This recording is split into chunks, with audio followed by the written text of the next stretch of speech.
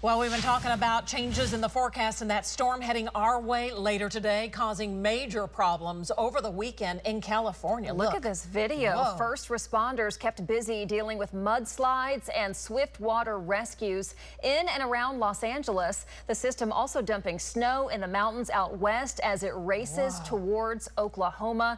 Let's get over to Cassie Heiter in the Bob Mills Weather Center. The timeline is really what people want to know, Cass. Yeah, absolutely. And we still are expecting those storms to eventually move in, but it's going to take some time before we actually do see some severe weather in the state of Oklahoma. Right now it's cloudy and we certainly have areas of fog, but a lot of that has lifted in Oklahoma City. We can see pretty far here on our National Cowboy Museum camera up over Pike Pass Skycam network. 48 degrees with a south-southeast wind right now at 13 miles an hour. So again, visibility is really improving quite a bit here in central Oklahoma, but in northwest and parts of southern and southwest Oklahoma, we are still seeing some very low visibilities. Temperatures in the upper 40s across north, upper 40s to around 50 here in the metro. Lots of low 50s across southern Oklahoma with a southeast wind anywhere between about 10 to 20 miles an hour. Gusts as high as around 20 to 25 in parts of western Oklahoma. So here's the big trough. Here's the big storm system, and it's bringing all kinds of different weather to all kinds of different states. Right now, we actually have some winter storm warnings and some blizzard warnings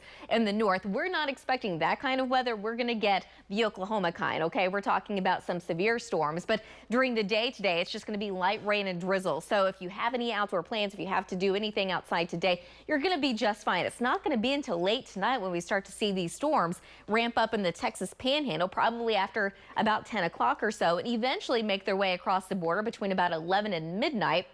And at first, or at least initially, they're going to be discrete. So that's where we have that biggest potential of seeing severe storms, but then eventually forming a line and moving across the rest of the state overnight and into tomorrow morning. This is our future rotating storms data, and this is what it's showing here later on this evening. Again, during the day, we're just fine, but it's not until late this evening and into tonight where some of these discrete supercells come out of the Texas Panhandle and move into parts of western and far northwest Oklahoma. That is where we have the highest potential of potentially seeing an isolated supercell where we could get maybe a little tornado.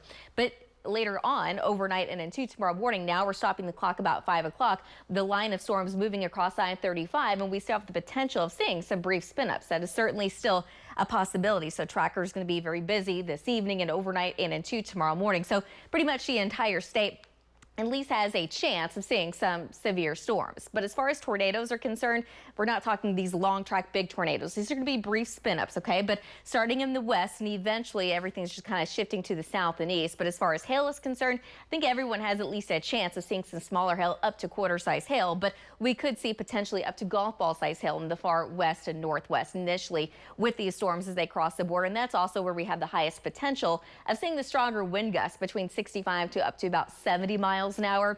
So for this morning, areas of drizzle, light rain across the far southwest here eventually. But later today, temperatures still make it into the low 50s with a southeast wind. This afternoon and evening, scattered showers expected really throughout much of central Oklahoma.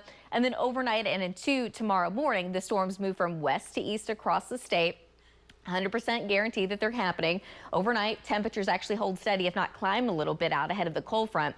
Tomorrow morning, very early tomorrow morning, we're still expecting storms along I-35, but they're going to quickly race off to the east later in the day. So tomorrow afternoon, we're going to see lots of sun with still maybe a few storms left in the far southeast part of the state. Tomorrow afternoon, we're expecting that southeast wind. Temperatures a little bit warmer, highs in the upper 50s, but on Wednesday, now that wind's out of the north and northwest, between about 10 to 20 miles an hour. Still windy in western Oklahoma with temperatures in the upper 40s here in Oklahoma City, mid 40s across the north and low to mid 50s across the far south. So over the next couple of days, some big changes. We've got the storms moving in late this evening in western Oklahoma, but here in Oklahoma City, it's probably not going to be until after about 4 or 5 o'clock in the morning when we actually get those severe storms to move in. But by tomorrow afternoon, lots of sun, and it's going to turn out to be a pretty nice day. Ladies, back to you.